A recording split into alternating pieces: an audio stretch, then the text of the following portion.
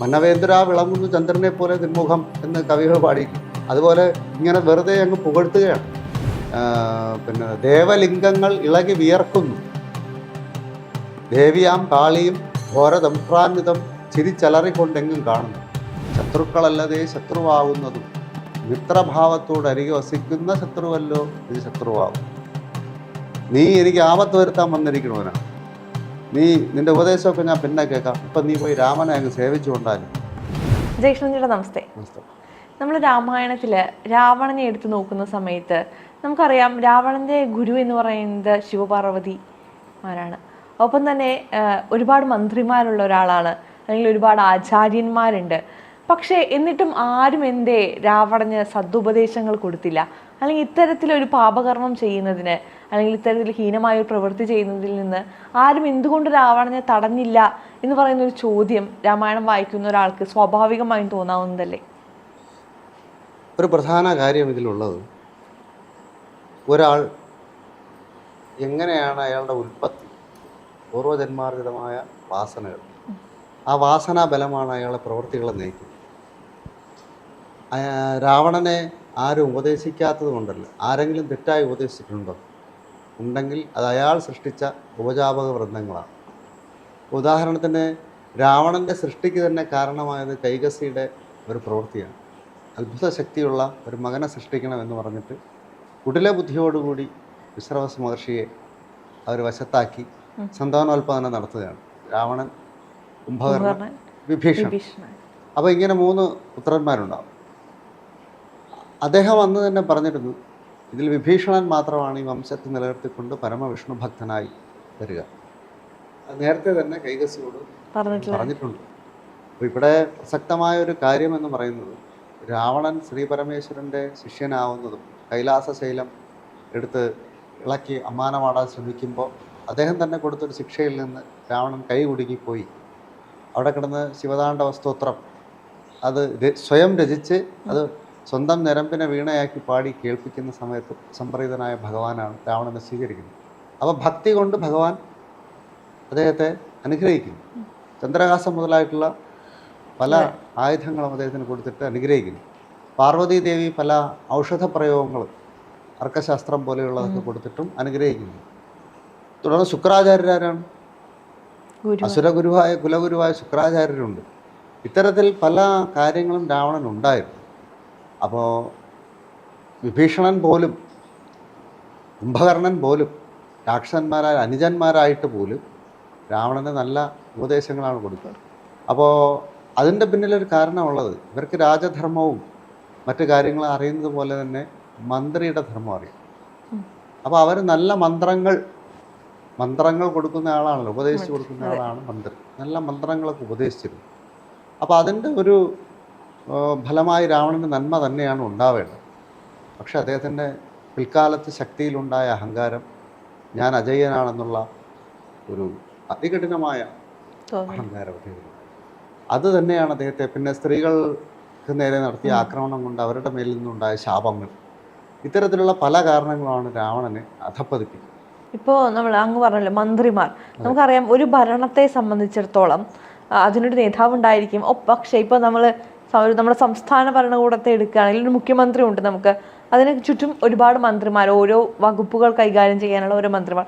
ഈ മന്ത്രിമാർ സമയോചിതമായി നല്ല രീതിയിൽ പ്രവർത്തിച്ചാൽ മാത്രമായിരിക്കാം ഈ മുഖ്യമന്ത്രിക്ക് ഈ ഭരണം നല്ല രീതിയിൽ കൊണ്ടുപോകാൻ സാധിക്കുക. ഇതുപോലെ തന്നെയാണ് ആ ഒരു കാലഘട്ടത്തിലും ഉണ്ടായിരുന്നിട്ടുണ്ടാവുക. പക്ഷേ ഇപ്പോൾ വിഭീഷണനെ പോലെ അല്ലെങ്കിൽ കുംഭകർണനെ പോലെയുള്ള മന്ത്രിമാരെല്ലാം നല്ല രീതിയിൽ ഉപദേശിച്ചുവെങ്കിലും രാവണൻ നന്നായിട്ടില്ല. അതെന്തുകൊണ്ടാവും? നോക്കൂ, ഇപ്പോൾ മുഖ്യമന്ത്രി ഒരു രാജാവാണ്, മറ്റു മന്ത്രിമാർ എല്ലാം ഓരോ വകുപ്പുകൾ കൈകാര്യം ചെയ്യുന്ന ഒരു ഭരണ സംവിധാനമാണ് ഇന്ന് നമുക്ക് ഈ ജനാധിപത്യ കാലത്ത് കാണാൻ സാധിക്കും. യഥാർത്ഥത്തിൽ അന്നത്തെ കാലത്ത് ഇങ്ങനെയുമല്ല. ഇത്രയും പഴക്കം ചെന്ന കാലത്താണെങ്കിൽ പോലും ഇവരെല്ലാം തികഞ്ഞ ശാസ്ത്രജ്ഞാനമുള്ളവരായിരുന്നു. ഇന്ന് വിദ്യാഭ്യാസം അതിനുള്ളൊരു മാനദണ്ഡമല്ല എന്നുള്ളതും കൂടിയില്ലേ? അങ്ങനെയും പറയാം. പക്ഷേ ഇവിടെ നമ്മൾ ശ്രദ്ധിക്കേണ്ടത്, രാമനുമായി യുദ്ധം പ്രഖ്യാപിക്കുന്ന സമയത്ത്, രാമൻ ചിറകെട്ടിക്കിടന്ന് ലങ്കയിലേക്ക് എത്തുന്ന സമയത്ത് യുദ്ധം സമാഗതമായി, മുന്നിലെത്തി യുദ്ധം എന്നുള്ളൊരവസ്ഥ വരുമ്പോൾ മന്ത്രിമാരെ വിളിച്ച് ചേർക്കുന്നത്. അപ്പോൾ ആ മന്ത്രിമാരെ വിളിച്ചു ചേർക്കുന്ന സമയത്ത് അവരോട് രാവണൻ തന്നെ മന്ത്രിമാരുടെ ധർമ്മം പറയുന്നുണ്ട്. നമുക്ക് ഈ കാലത്ത് പോലും കാണാൻ പറ്റാത്തത്രയും മന്ത്രിമാരുടെ ധർമ്മങ്ങൾ രാവണൻ പറയുന്നുണ്ട്. രാവണൻ പറയുകയാണ്, നിങ്ങളെൻ്റെ മന്ത്രവിശാരദന്മാരാണ്, രാജാവിൻ്റെ കണ്ണുകളാണ് മന്ത്രിമാരെന്ന് പറയുന്നു. ചാരന്മാരും ഒക്കെ രാജാവിൻ്റെ കണ്ണുകളാണെങ്കിലും ചാരചക്ഷുസ് എന്നല്ലേ പറയും. അതിനേക്കാൾ പ്രധാനമാണ് ഉൾക്കണ്ണാണ് മന്ത്രിമാർ. അപ്പോൾ നിങ്ങൾ ഉപദേശിക്കുന്ന, നിങ്ങൾ ഒരുമിച്ച് കൂടുക, ഈ വിചാരം രാമനുമായിട്ടുള്ള യുദ്ധ വിചാരം ഇപ്പോൾ നടക്കുകയാണ്, അത് വ്യക്തമായി വിലയിരുത്തിയിട്ട് നിങ്ങൾ എന്നോട് തിരിച്ചു വന്ന് പറയണം ഇതിലെന്താണ് വേണ്ടത്. ഒന്നുകൂടി ഞാൻ പറയട്ടെ, മന്ത്രികൾക്ക് 3 തരം വിചാരം വേണം. ഉത്തമം, മധ്യമം, അധമം എന്നുള്ളൊരു വിചാരം. നിങ്ങൾ പറയുന്ന മന്ത്രങ്ങൾക്ക് 3 പക്ഷങ്ങളുണ്ട്: സാധ്യം, ദുസ്സാധ്യം, അസാധ്യം. അപ്പോൾ ഇത് കേൾക്കുമ്പോൾ നമുക്ക് ഈ പക്ഷങ്ങളും ഈ ഇതും ഒരുപോലെ നമുക്ക് തോന്നാം, ഇല്ലേ? നമ്മൾ ഉത്തമം, മധ്യമം, അധമം എന്ന് പറഞ്ഞതുപോലെയാണോ സാധ്യം, ദുസ്സാധ്യം, അസാധ്യം?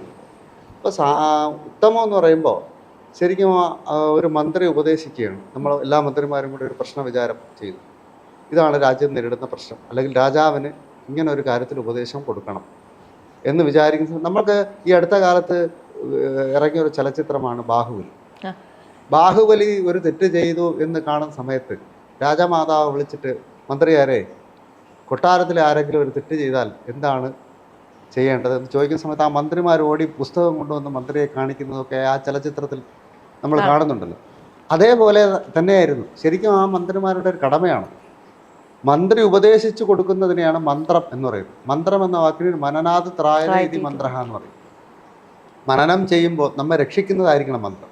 അപ്പോൾ ഇവിടെ ഉത്തമ മന്ത്രം എന്താണ് എന്ന് ചോദിച്ചാൽ, മന്ത്രിമാർ ഒരുമിച്ച് കൂടി ഐകകണ്ഠേന ഇതായിരിക്കും ഉചിതം എന്നുള്ളൊരു തീരുമാനത്തെ അറിയിച്ചാൽ അത് ഉത്തമമായ മന്ത്രമാണ്. എന്നാൽ വിവിധ വ്യത്യസ്ത അഭിപ്രായങ്ങൾ വരുന്നു. അവസാനം അതിൽ നിന്നൊരു അഭിപ്രായ ഏകീകരണം പിന്നീട് രൂപപ്പെടുത്തിയെടുക്കുന്നു. അത് ഭൂരിപക്ഷ അഭിപ്രായം കൊണ്ടല്ല, മറിച്ച് ഇതിൻ്റെ ധാർമ്മിക അധാർമിക വിചാരം നടത്തിയതിന് ശേഷം എടുക്കുന്ന തീരുമാനം. ഇന്നത്തെ പോലെ ഭൂരിപക്ഷം കൊണ്ടിട്ട് ഒരു വിവരമില്ലാത്ത ഒരാളെ മന്ത്രിയാക്കുന്ന പരിപാടി അന്നില്ല. ഈ വിചാരങ്ങളെല്ലാം നടത്തിയെടുക്കുന്ന ഒരു യോഗ്യത. അപ്പോൾ അങ്ങനെ ഒരു അഭിപ്രായ സമന്വയം നടത്തി ഉചിതമായ തീരുമാനം രാജ്യത്തിന് വേണ്ടിയോ രാജാവിന് വേണ്ടിയോ ഭരണകൂടത്തിന് വേണ്ടിയോ രൂപപ്പെടുത്തിയെടുക്കുന്നത് മധ്യമമായ മന്ത്രം. ഐകകണ്ഠേന എടുക്കുന്നത് ഉത്തമം, ഇങ്ങനെ ഏക സമന്വയം ഉണ്ടാക്കിയെടുക്കുന്നത് മധ്യമം. പിന്നെ അധമ മന്ത്രം എന്ന് വെച്ചാൽ എന്താണ്? ഞാൻ പറയുന്നതാണ് ശരിയെന്ന് ഓരോ മന്ത്രിയും വാദിച്ചുകൊണ്ടിരുന്നാലും രാജ്യ താല്പര്യം അങ്ങോട്ട് പോകും. ഇങ്ങനെ ദുസ്തർക്കം പറഞ്ഞ് ഈ കാര്യത്തിനെ മുടക്കുന്നത് അധമമന്ത്രം. അപ്പോൾ നമ്മൾ ഇന്നത്തെ കാലത്ത് നോക്കുമ്പോൾ ഇവിടെ പല മന്ത്രിമാർ ഒരുപാട് ഉപദേശകന്മാരെയൊക്കെ വെച്ച് ഖജനാവിലെ പണം ചെലവാക്കി അല്ലെങ്കിൽ സ്വജനപക്ഷപാതം നടത്തി ആർക്കെങ്കിലും എന്തെങ്കിലും വരുമാനം ഉണ്ടാക്കി കൊടുക്കാനുള്ളൊരു മാർഗമായി ഈ ഉപദേശകന്മാരെ, അതായത് പഴയ ഭാഷയിൽ മന്ത്രിമാരെ വയ്ക്കുന്നത് പോലെ അല്ല, മറിച്ച് ഈ പറയുന്ന 3 തത്വവിചാരവും നടത്തി കൃത്യമായ ഉത്തരം രാജാവിന് കൊടുക്കുന്ന ആളാണ് യഥാർത്ഥത്തിലുള്ള മന്ത്രി. അപ്പോൾ രാവണൻ ഇത്ര ബുദ്ധിമാനാണ്. അദ്ദേഹം ഈ ശാസ്ത്രജ്ഞാനത്തിൽ വളരെ പഠനം നടത്തിയിട്ടുള്ള. ശരിക്കും പറഞ്ഞാൽ രാവണനുണ്ടായിരുന്ന ഈ ബുദ്ധിയുടെ കുറച്ചെങ്കിലും ഇന്നത്തെ കാലത്തുള്ള മന്ത്രിമാർ കൂടി എടുക്കണമെന്നുള്ളത് കൂടിയല്ലേ? തീർച്ചയായിട്ടും. രാവണൻ ഇത്രയും തത്വജ്ഞാനോട് യുദ്ധകാണ്ഡത്തിൽ ഈ തുടക്കത്തിൽ തന്നെ ഈ മന്ത്രിമാരുടെ ഗുണങ്ങളെക്കുറിച്ച് രാവണൻ തന്നെ വ്യാഖ്യാനിക്കുകയാണ്. ആ ഭാഗത്തിലാണ്, അതിൽ നിന്ന് എടുത്തതാണ് ഞാനിപ്പോൾ ഈ പറഞ്ഞത്. അപ്പോൾ നമ്മൾ ആലോചിച്ച് നോക്കൂ, ഇങ്ങനെ പറയുകയാണ്, ഇങ്ങനെ ഒരു സാഹചര്യത്തിൽ നമ്മൾ നേരിടാൻ പോവുകയാണ്. രാമൻ വാനരപ്പടയിൽ നയിച്ചിട്ട് ചിറയും കെട്ടി കിടന്ന് ഇപ്പുറത്ത് വന്നിരിക്കുകയാണ്. അപ്പോൾ നിങ്ങളെല്ലാവരും ഒരുമിച്ച് കൂടിയിട്ട് ഈ കൃത്യമായ വിശദീകരണം അല്ലെങ്കിൽ മന്ത്രം എനിക്ക് ഉപദേശിക്കണം. ഉപദേശിക്കുമ്പോൾ ഈ മാനദണ്ഡങ്ങളൊക്കെ നിങ്ങൾ പാലിക്കണം. അവർക്ക് അറിഞ്ഞുകൂടാത്തതല്ല രാവണൻ പറയണം. എന്നിട്ടും ഒന്നുകൂടെ സ്ഫുടം ചെയ്ത് രാവണൻ പറയുകയാണ്. എന്ന് പറഞ്ഞിട്ടും എന്തായി ഫലം? അവർ കൊടുത്ത ഉപദേശങ്ങൾ തെറ്റിപ്പോയി. രാമായണത്തിൽ അത് വ്യക്തമായി അവർ പറയുന്നുണ്ട്. കാരണം എന്താണ്? മന്നവേന്ദ്ര വിളങ്ങുന്നു ചന്ദ്രനെ പോലെ നിർമുഖം എന്ന് കവികൾ പാടിയില്ലേ? അതുപോലെ ഇങ്ങനെ വെറുതെ അങ്ങ് പുകഴ്ത്തുകയാണ്. അപ്പോൾ പുകഴ്ത്തലിൽ വീണു പോകുന്ന അല്ലെങ്കിൽ ഒരു പുകഴ്ത്തലിൽ അഭിരമിക്കുന്ന ഒരു ഭരണാധികാരി നശിക്കും. മനസ്സിലായി? അപ്പൊ ഇവിടെ സംഭവിച്ചിരിക്കുന്നത് വെച്ചാൽ രാവണന്റെ മന്ത്രിമാർ കൊടുത്ത ഉപദേശം ഇതാണ്: അങ്ങ് ആരാണ്? കൈലാസ ശൈലമെടുത്ത് ആലോലം അമ്മാനമാടിയവനാണ്. അത് കണ്ടിട്ടല്ലേ ആ ചന്ദ്രശേഖരൻ പ്രസാദിച്ച് ഈ വാള് തന്നിരിക്കുന്നത്. പാർവതി ദേവി മകന്റെ സ്ഥാനം തന്നില്ലേ? ഈ 3 ലോകങ്ങൾ അടക്കി ഭരിച്ചില്ലേ? ഇന്ദ്രനെ തോൽപ്പിച്ചില്ലേ? ഇങ്ങനെ എല്ലാം പറഞ്ഞിട്ട് കുബേരനെ ഓടിച്ചില്ലേ? ഇതെന്തെല്ലാമൊക്കെ പറഞ്ഞിട്ടാണ് ഇയാളെ. പിന്നെ ഇപ്പം ഈ ഉണ്ടായ പ്രശ്നം, ഒരു മനുഷ്യനായിട്ടുള്ള പ്രശ്നം, രാവണന്റെ ഒരു ചെറു വിരലിന് തികയുമോ മനുഷ്യൻ? അവർ കൊടുത്ത ഉപദേശമാണ്, അവർ കൊടുത്ത മന്ത്രം ഇതാണ്. എന്നിട്ടോ ആ മാരുതി വന്ന് ഇവിടെ ചെയ്ത കർമ്മങ്ങൾ നമ്മളൊന്നും അറിയാത്തതുകൊണ്ടാണ്. നമ്മൾ അറിഞ്ഞെങ്കിൽ അവനെ ഇവിടുന്ന് വിടൂലായിരുന്നു എന്നും കൂടെ പറഞ്ഞു. രാവണൻ തൃപ്തനായി. അങ്ങനെ തൃപ്തനായപ്പോൾ ഉണ്ടായ അപകടമാണ് പിന്നീട് അദ്ദേഹം അതിൻ്റെ ഫലമാണ് അനുഭവിക്കേണ്ടി വന്നത്.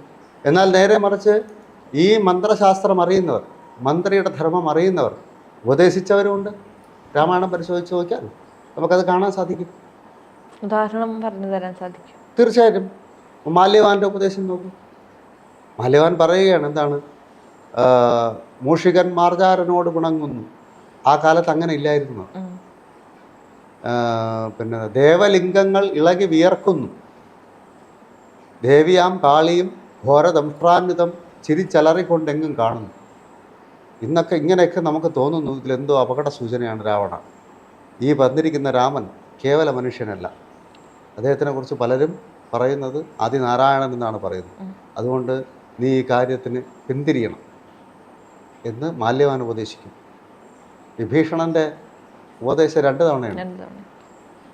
2 തവണ ഒരേ കാര്യം വിഭീഷണൻ ആവർത്തിച്ച് പറയുകയാണ്. എന്നിട്ട് പറഞ്ഞു, ശരി, അങ്ങേക്ക് യുദ്ധമാണ് താല്പര്യം, ഞാൻ യുദ്ധം ചെയ്യാം. കാരണം എന്താണ്? സഹോദരന്റെ ധർമ്മമാണ്. സഹോദരന്റെ ധർമ്മം. 2 മഹാവിഷ്ണുവിൻ്റെ കൈകൊണ്ട് ആ ദിവ്യാസ്ത്രങ്ങളേറ്റ് മോക്ഷം പ്രാപിക്കാം എന്നുള്ള. പിന്നെ ഇവർക്കൊരു വരവും കിട്ടിയിട്ടുണ്ടല്ലോ. അസുരന്മാരായി 4 യുഗത്തിലും ജനിച്ചിട്ട് ഭഗവാന്റെ കൈകൊണ്ട് മോക്ഷം കിട്ടും. അങ്ങനെയുണ്ട്. ഇനി വിഭീഷണൻ പറഞ്ഞതോ? ഇനി വിഭീഷണൻ്റെ അമ്മ കൈകസി വിഭീഷണൻ ഉപദേശിച്ച മന്ത്രമോ? ഇവർക്കെല്ലാം മന്ത്രധർമ്മം അറിയുന്നവരാണ്. രാക്ഷസി ആയിരുന്നിട്ട് കൂടി വിഭീഷണൻ ഈ യുദ്ധം പ്രഖ്യാപിച്ച സമയത്ത് ആദ്യം രാവണനെ കണ്ട് ഉപദേശിക്കുന്നു.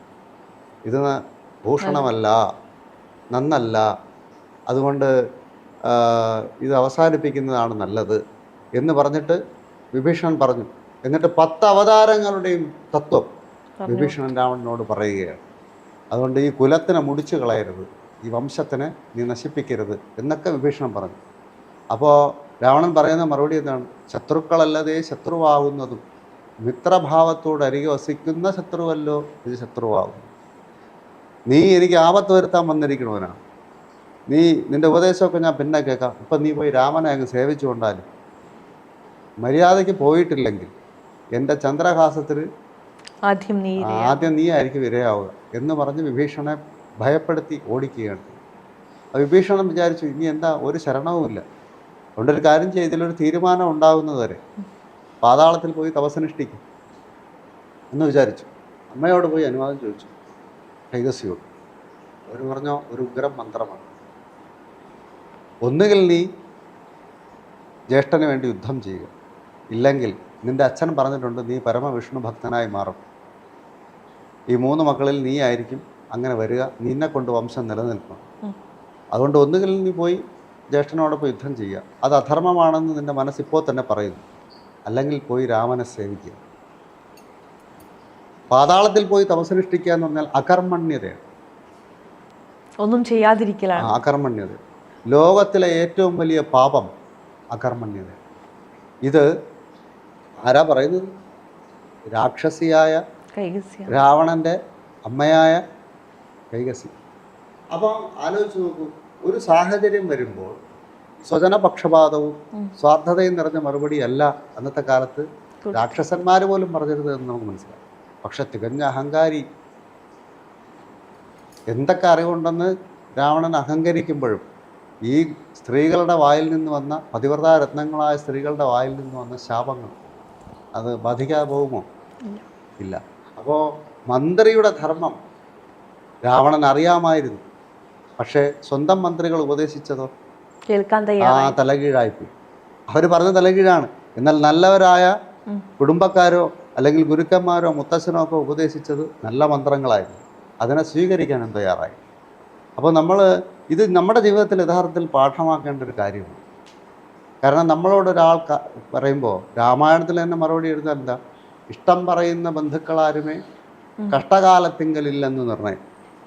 ഈ മന്ത്രികളെല്ലാം നിന്നെ ഉപദേശിച്ച് കൊല്ലാൻ കൊണ്ട് നിർത്തി കൊടുക്കുകയാണെന്ന് കുംഭകർണൻ പറഞ്ഞു.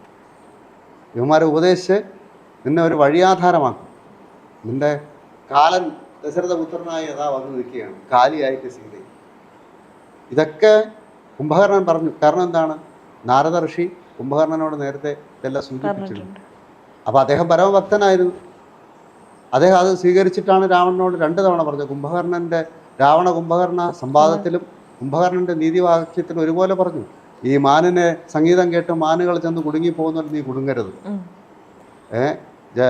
പിന്നെ എന്താ, മത്സ്യങ്ങൾ ചൂണ്ട വഴിക്ക് മരിക്കുന്ന പോലെ മരിക്കരുത്. ശലഭങ്ങൾ അഗ്നിയിൽ കണ്ട് മോഹിച്ച് ചെന്ന് വീഴുന്നത് പോലെ വീഴരുത്. ഇത്തരത്തിലുള്ള ഉദാഹരണങ്ങൾ 2 ഒരുപോലെ ആവർത്തിച്ചുകൊണ്ട് കുംഭകർണൻ പറയുകയാണ്. അപ്പോൾ ഈ മന്ത്രങ്ങളെയെല്ലാം പരിത്യജിച്ചുകൊണ്ട് ഞാൻ തന്നെയാണ് സർവശക്തൻ എന്നുള്ള ഭാവനയാ രാമനോട് പോയി ഏറ്റു. വമ്പനോടേറ്റാൽ വരും ഫലമേവന്. ഒരു രക്ഷയില്ല. കാരണം എന്താ, സകല പ്രപഞ്ച ശക്തികളും ധാർമ്മികനായ രാമനോടൊപ്പമായിരുന്നു.